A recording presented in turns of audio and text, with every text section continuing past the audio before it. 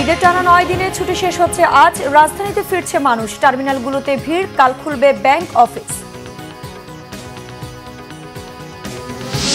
ঋণের পঞ্চম কিস্তির অর্থ পেতে অনিশ্চয়তা পরিস্থিতি পর্যবেক্ষণে আজ ঢাকায় আসছে IMF এর দল। কাল অর্থ উপদেষ্টার সাথে বৈঠক।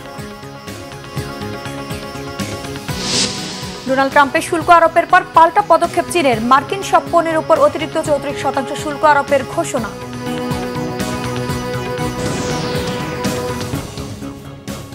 দেখছিলেন ক্রাউন সিমেন্ট সংবাদ শিরোনাম। ঈদের ছুটি কাটিয়ে ঢাকায় ফিরতে শুরু করেছে মানুষ। দুর্ভোগহীন অন্যরকম এক ঈদ যাত্রায় স্বস্তিতে বাড়ি ফিরেছিলেন ঘরমুখো মানুষ। একইভাবে স্বস্তিতে ঢাকায় ফিরছেন তারা। সকালে কমলাপুর রেল স্টেশনে দেশের বিভিন্ন অঞ্চল থেকে আসা যাত্রীরা এমন স্বস্তির কথাই জানিয়েছেন। সকাল থেকে দেশের উত্তর পূর্বাঞ্চলের বিভিন্ন জেলা থেকে ছেড়ে আসা ট্রেন কমলাপুরে আসতে থাকে। যাত্রীরা জানান, এবারের ঈদের দীর্ঘ ছুটি থাকার কারণে যাত্রাপথে ভিড় কম ছিল। যাওয়ার সময়ও নির্বিঘ্নে ভ্রমণ করতে পেরেছেন তারা। একই সাথে ফিরতি পথেও ট্রেনের স্বাচ্ছন্দ্যে ঢাকায় ফিরছেন যাত্রীরা। একই সাথে এখনও অনেককে ঢাকা ছাড়তে দেখা যায়। অন্যান্য যানবাহনের ক্ষেত্রেও নির্বিঘ্নে যাতায়াতের কথা জানিয়েছেন ঢাকায় ফিরে আসা নগরবাসী।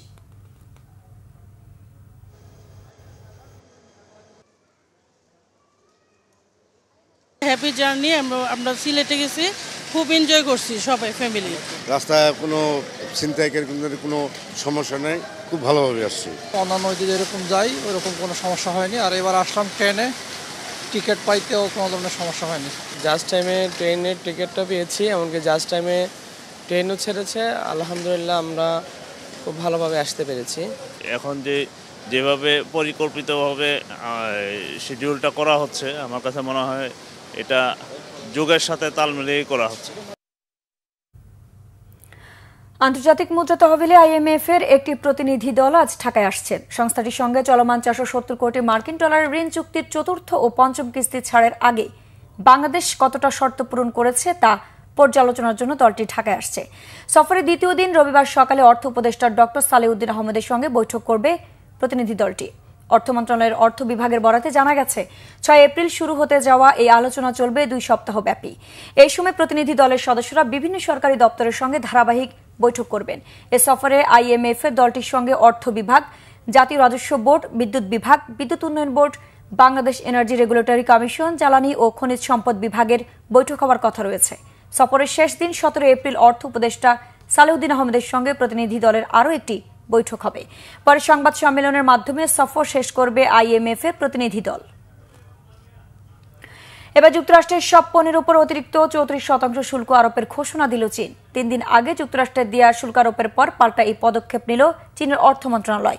শুক্রবার চীনের অর্থ মন্ত্রণালয় জানায়, 10 এপ্রিল থেকে নতুন শুল্ক কার্যকর করা হবে।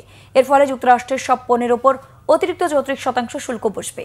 যদিও 4 এপ্রিল থেকে যুক্তরাষ্ট্রে বেশ কিছু মাঝারি ও ভারী বিরল মূল্যবান ধাতুর রপ্তানির উপর নিয়ন্ত্রণ কার্যকর করেছে চীন। এগুলোর মধ্যে রয়েছে সামারিয়াম, গ্যাডোলিনিয়াম, টার্বিয়াম, লুটেটিয়াম, স্যান্ডিয়াম ও ইট্রিয়াম প্রভৃতি বিরল মূল্যবান ধাতু। এছাড়া বিশ্ব বাণিজ্য সংস্থায় এর মধ্যে যুক্তরাষ্ট্রের বিরুদ্ধে মামলাও করেছে চীন। এর আগে গত বৃহস্পতিবার অনেকগুলো দেশের উপর শুল্ক আরোপের ঘোষণা দেন মার্কিন প্রেসিডেন্ট ডোনাল্ড ট্রাম্প। এতে তিনি চীনের উপর নতুন করে 34% শুল্ক আরোপের ঘোষণা দিলে তা মোট 54% দাঁড়ায়। শরীয়তপুরে জাজিরায় দুপক্ষের সংঘর্ষে শতাধিক হাত বোমা বিস্ফোরণের ঘটনা ঘটেছে। সকাল উপজেলার বিলাসপুরে এই ঘটনা ঘটে। স্থানীয় ও পুলিশ সূত্রে জানায়, বিলাসপুর ইউনিয়নের চেয়ারম্যান কুদ্দুস ব্যাপারী ও স্বেচ্ছাসেবক লীগ নেতা জলিল মাতবরের সমর্থকদের মধ্যে আধিপত্য বিস্তার নিয়ে দীর্ঘদিন বিরোধ চলছে। এ নিয়ে বেশ কয়েকবার সংঘর্ষের ঘটনা ঘটে। শনিবার সকালে দুর্বাডাঙ্গা এলাকায় তুচ্ছ ঘটনাকে কেন্দ্র করে উভয় পক্ষের সমর্থকদের মধ্যে পুনরায় সংঘর্ষের সৃষ্টি হয়। পরে পুলিশ খবর পেয়ে ঘটনাস্থলে গিয়ে পরিস্থিতি নিয়ন্ত্রণে আনে। অপেশাদার জেলে চোরা শিকারী মৌলদের অদক্ষতা ও কিছু অসাধু বন কর্মকর্তার কারণে তিলে তিলে নিঃশেষ হচ্ছে সুন্দরবন।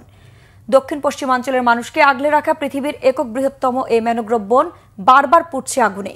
প্রতিরোধে বনের কোনো মানুষের অবাধ যাতায়াত বন্ধ সহ আইনের কঠোর প্রয়োগ চান পরিবেশবিদরা। বাগেরহাট প্রতিনিধি মাসুদুল হকের তথ্যছবিতে ডেস্ক রিপোর্ট। সুন্দরবনে বারবার অগ্নিকাণ্ডেও তেমন পদক্ষেপ নেই কর্তৃপক্ষের। পূর্ব বন বিভাগে 23 বছরে আগুন লেগেছে 30 বার। পুড়েছে বিস্তীর্ণ বনভূমির গাছপালা ও বিভিন্ন লতাগুল্ম। ক্ষতিগ্রস্ত হয়েছে প্রায় 100 একর বনভূমি।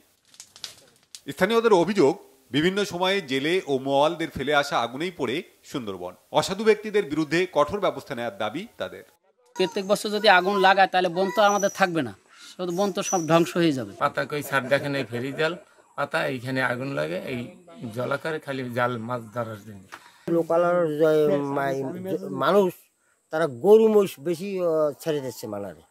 তারা দেখা যাচ্ছে গরু মহিষ ছাড়িয়ে দিলে ওরা বিড়ি তামাক নিয়ে আসে, মাঝে সাথে একটা বিড়ি খাইয়া তামাক ফালাই দিতে পারে, সেই কারণে হইতে পারে। আপনার মৌসুমে হলো মধু ভাঙ্গার সিজনটা থাকে আর একই টাইমে আগুন লাগে, বারবার লাগে, এর কোনো পদক্ষেপ নেয় না সরকার। এই বিনিময়ে সরকারের লোকেরা খুব চেষ্টা সাহায্য করতে। আমি মনে করি এদেরকে চিহ্নিত করে আইনের আওতায় আনা হবে। পাশাপাশি এর দায় কিন্তু বন বিভাগ এড়াতে পারে না, কারণ বন বিভাগের যারা জনবল রয়েছে এবং তারাও কিন্তু কিছু অসাধু চক্র রয়েছে, তারা কিন্তু এখানে খাল বিল এবং লিজ আকারে দেয় এবং অঘোষিতভাবে, এবং সেই কারণে কিন্তু এই প্রবণতা বেড়ে যাচ্ছে একের পর এক। এই সুন্দরবনকে বাঁচানোর জন্য বা ফায়ার ফাইটিং এর জন্য এর চারপাশে যে ছোট ছোট নদী বা খালগুলো আছে এগুলোকে যদি খনন করে এরকম করা যায় যে এটা বাটার সময় পানি পাওয়া যাবে, তাহলে এরপরে যে কোনো অগ্নি দুর্ঘটনা ঘটলে খুব দ্রুত সময়ের মধ্যে নির্বাপন করা সম্ভব হবে বলে আমি মনে করি।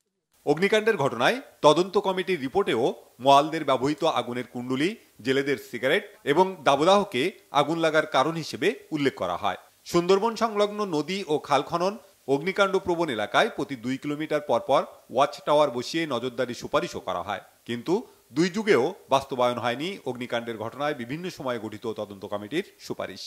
3 জনের তদন্ত কমিটি করা হয়েছে, 3 জনই বন বিভাগের লোক, এবং এই তদন্ত কমিটি দিয়ে আসল ঘটনা যে বের হয়ে আসবে না সেটি নিশ্চিত করে বলা যায়। সেই কারণে তদন্ত কমিটির ক্ষেত্রে আমরা বলবো যে এখানে স্থানীয় যারা মানুষ আছে এবং সিপিজি আছে, পরিবেশ কর্মী আছে, সংবাদকর্মী আছে, জনপ্রতিনিধি, সকলের সমন্বয়ে একটা তদন্ত কমিটি হলে সেই তদন্ত কমিটির মধ্যে দিয়ে আসল ঘটনা বের হয়ে আসবে। মার্চ, এপ্রিল, মে এই 3 মাসে যেন সিপিজি বা বিটিআরটিদের কিছু ভাতা দেওয়া হয়, তারা যেন ভিজিলেন্স থাকে। তারপরে আপনার অগ্নি নির্বাপন যন্ত্র যেমন অগ্নি নির্বাপন যন্ত্র আমরা নিব, আমাদের সেই জলযানও নাই, একটা জলযান নাই যে আমরা যে এই অগ্নি নির্বাপন যন্ত্রটা নদীতে নিয়ে যাব, সেই জলযানেরও একটা অভাব রয়েছে আমাদের কাছে। বনে আগুনের জন্য দায়ীদের বিরুদ্ধে ব্যবস্থা নেওয়ার তাগিদ স্থানীয়দের। Bangla vision news desk. দর্শকের ছিল এখনকার মতো, পরের সংবাদ দুপুর 2টায়। এর আগে একটা রয়েছে নিউজ টপ 10 দেখার আমন্ত্রণ রইল।